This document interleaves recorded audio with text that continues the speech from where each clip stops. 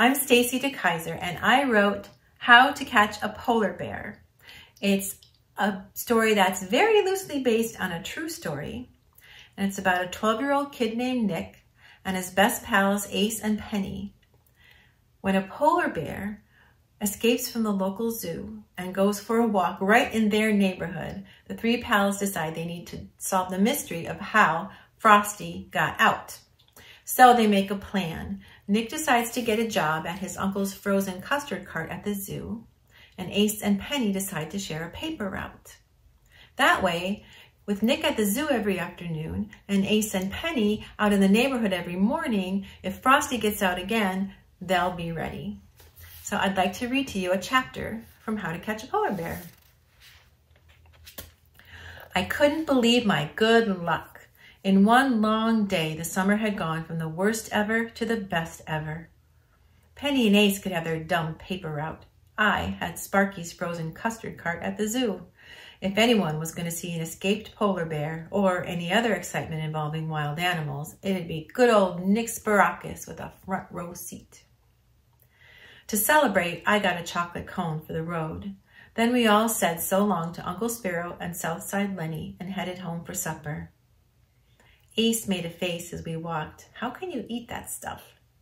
I'm hungry, I explained between slurps. It's not my fault you ate too much custard earlier. It's almost supper time, said Penny. Won't your mother be mad that you're eating custard now? Nah, I said. She's used to it. On the way home, we took a detour through the zoo. We wanted to get a peek at the custard cart. I'll bet it's in the storage shed behind Mr. Stanky's office, said Ace. He keeps all the good stuff in there. I wanted to ask what the good stuff was and how Ace knew where it was kept, but I let it slide. Sure enough, we could see the cart through the window of the darkened shed. A white freezer chest mounted on a metal frame between two bicycle wheels. It had a handle across the back for pushing it and a big umbrella attached to one side. Where do you suppose is the best place to set up a custard cart, said Penny, looking around. That was a good question. Anywhere, I guess, I told her. It's on wheels, so you can push it around. But Ace shook his head. If it was me, I'd pick one spot and stay put, so people would always know where to find me. I had to hand it to Ace. Every once in a while, he actually made sense. Okay, I told him. Where would that be? That's easy, said Ace. Monkey Island. I thought about that for about half a second. Horace, I said, shaking my half-eaten cone at him, sometimes you're a genius. Don't point that thing at me, he said, wrinkling his nose. Let's go take a look.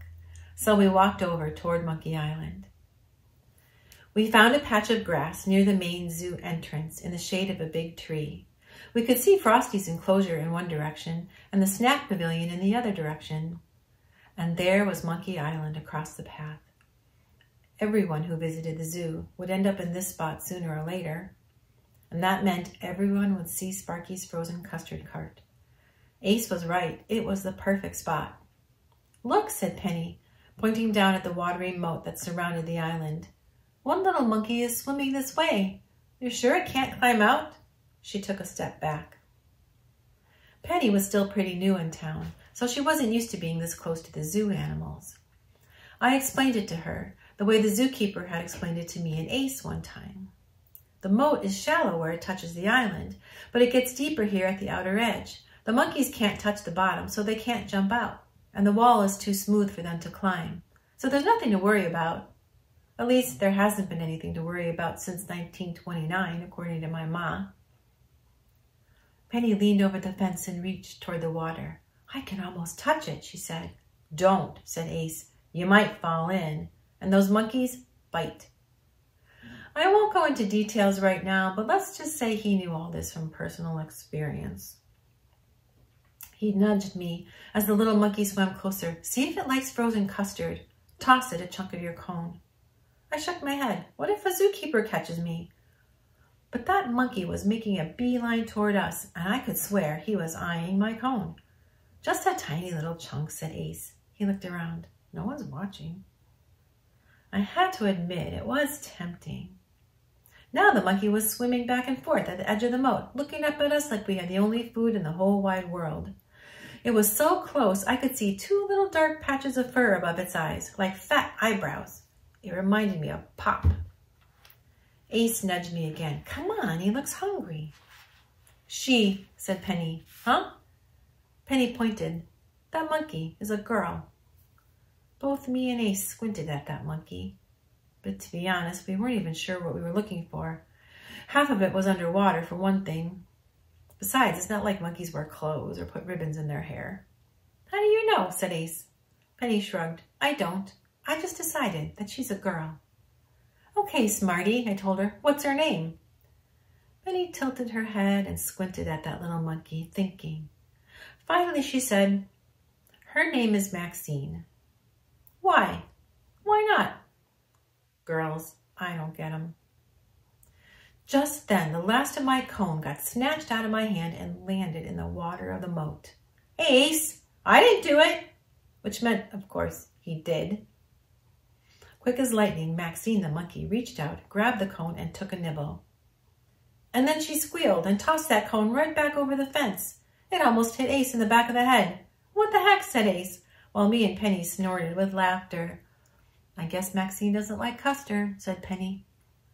Or maybe she doesn't like chocolate, I suggested. I hope you learned your lesson, Ace. Yeah, he said. Do not feed the animals. Nope, I said. Never turn your back on a monkey. Hey, you kids, hollered a voice behind us. Yikes, said Ace. We all took off before the zookeeper could catch us.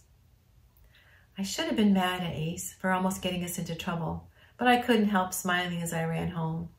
This was shaping up to be a swell summer after all. So, if you want to find out if Ace and Nick and Penny solve the mystery of the escaped polar bear, I hope you'll read How to Catch a Polar Bear. The end.